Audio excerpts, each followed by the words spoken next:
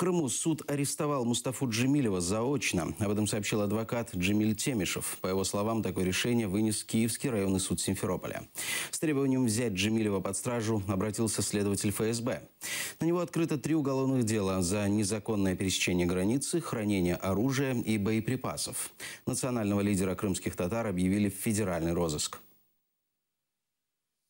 Мустафы Джемилева возбуждено уголовное дело по 3 статьям Уголовного кодекса. Там незаконное пересечение границы, незаконное хранение оружия. Его объявили в розыск. Обосновывали это тем, что он не является на вызов следователя, является гражданином иностранного государства, может повлиять на свидетелей, уничтожить улики. Кстати, имеет постоянного места жительства в Крыму. В совокупности это послужило основанием для антикоммунистического. Это обвинение носит политический, скажем, окрас.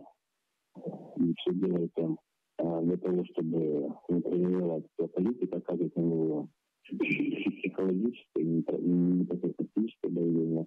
Я, конечно, бы рекомендовал ему обжаловать это постановление, но как решить клиентов, мы будем попытаться.